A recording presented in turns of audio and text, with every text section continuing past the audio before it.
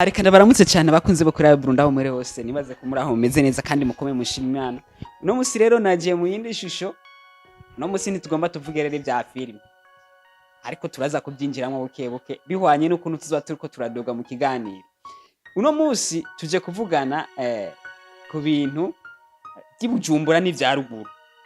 Mu kugatumba turabe mbe imibereho yo mu muji.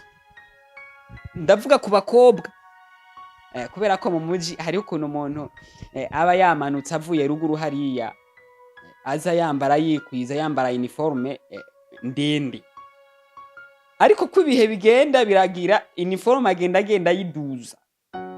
Navyumva neza naho tugomba dutangurira. Uniforme agomba agenda yiduza akayiduza hakagera rero ahantu azoyiduza kabita kiduga akayijana ku mutayire hama akayikata. Aho ni ku ruhande rumwe, ariko ndavuga ku bahungu nabo ako nibaza ko abahungu abahungu ntibagihe na vraiment.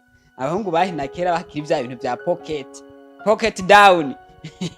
Ugasanga umuhungu yambariye hepfo y'igisusu nyuma boko igenda iri hejuru, ariko ivyo vyari vya kera. Ubu nibaza ko atamuntu yobigira ngo ako kantu kaje. Oya rero ubu turavuga cyane ku bakobwa bo ku bakobwa biba bitandukanye. Tugiye ruguru abakobwa barambara bakikwiza, baricari benshi bacambara bagikwiza, bakambara amajipo maremare bakikwiza.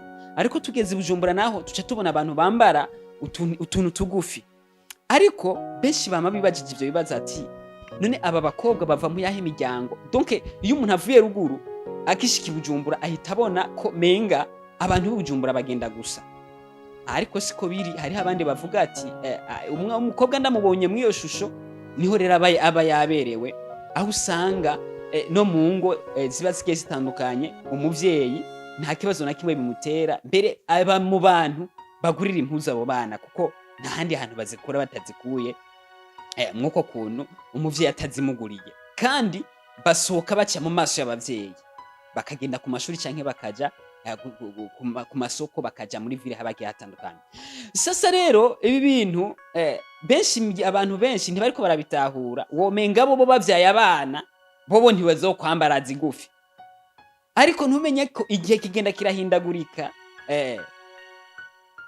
ukazosanga nawe uwo mwana uragiye no mu isoko nawe urayimuguriye, kuko bajya abana bavyeyi babo sizo bambara kera, nabo ntibigeze bazambara. Hari gusanga bari umuvyeyi yavuye ruguru atari imvukira y'Ibujumbura, ariko ugasanga nawe afise umwana ariko agishika nawe yatera ivyatsi abo bantu bambara impuzu zigufi. Ariko kubera ko igihe kigenda kirahindagurika ugasanga ivyo bintu yabimenyereye, ugasanga nawe abana batangwe kwambara ibintu bigufi, yatangwe kubimugurira, ariko ugasanga hariho abandi bavyeyi gushika n'uno musi batariko barashigikira inyambaro.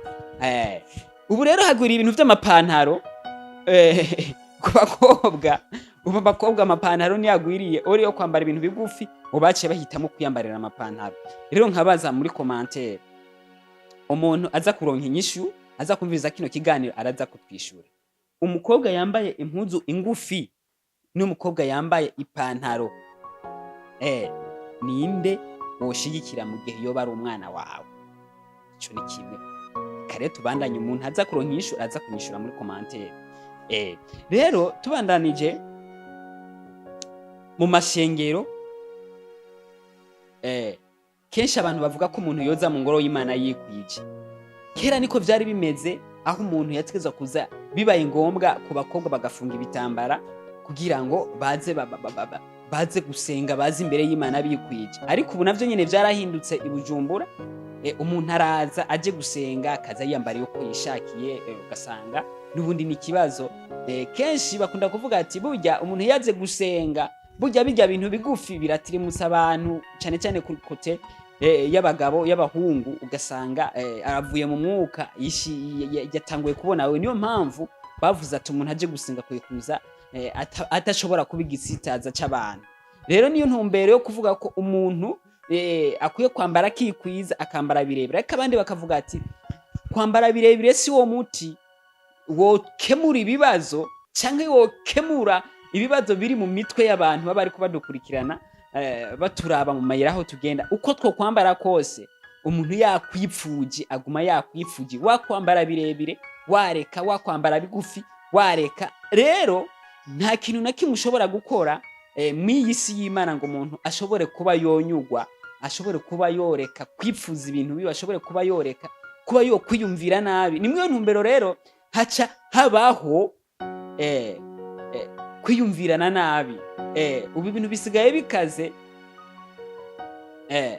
Aya matelefone burya nayo nyene ariko arabikora, ubu bisigaye bikaze. Ubu nta bantu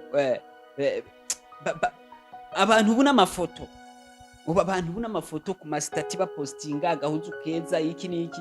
Rero benshi ubu ubuzima bwabo buri muri telefone cyane, ubu n'ibiganiro ntibikiri nka mbere. Rero mwiyo ntumbero novuga ko ibibazo kenshi bivuka mu gihe abantu batariko baraganira. Ibibazo bivuka mu gihe abantu batariko baricara ngo bayage ku kintu, ku kibazo.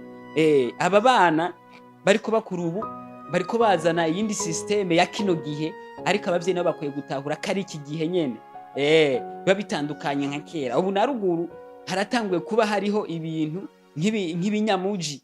Abantu basigaye batahura ko kino gihe bisaba kari kujana naco.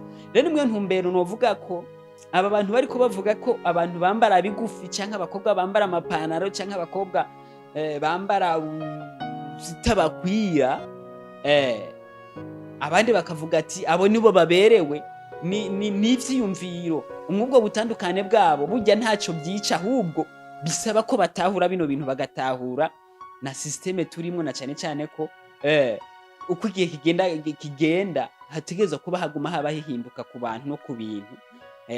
Benshi barakunda kuvuga ati burya haraba hanashushe, ugasanga umuntu ntashobora kwambara ikintu kimufunga kubera ko haba hashushe. Ibyo byose ni insiguro ushobora gusigurirwa n'umuntu ukumva arabitahuye. Hariho n'abandi bavuga ati nange shaka umugore wanje kumubona mw'irya look.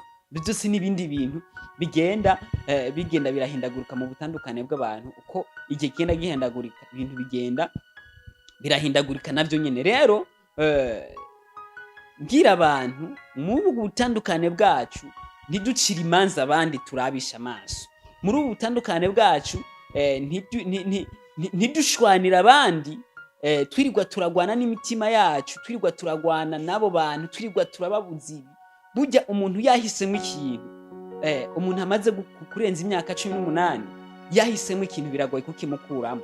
Niyo akivamwo mu gihe muri kumwe mutari kumwe arongera akakigarukamo.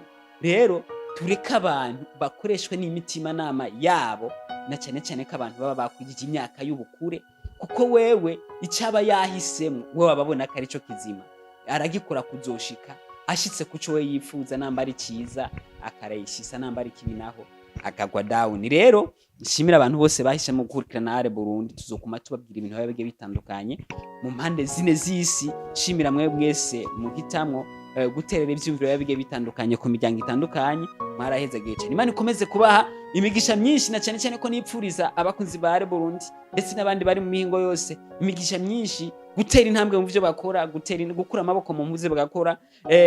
Iterambere ryose umuntu hari riba rikenewe kugira ngo ibintu bigende neza. Kuko uno munsi kugira ngo unkurikirana kuri YouTube nuko uzoba wakoze ibintu atakibazo na kimwe wahuye naco, ufata umwanya wo kuruhuka ugasibira kuri YouTube ukaraba n'ikiganiro cyanje, hama nanje bikagenda neza. Nukuri mukomeza guhezagirwa mwe mwese mwahisemo gukurikirana ama YouTube yose ahari hose, mukomeza kugira imigisha n'imyezagiro.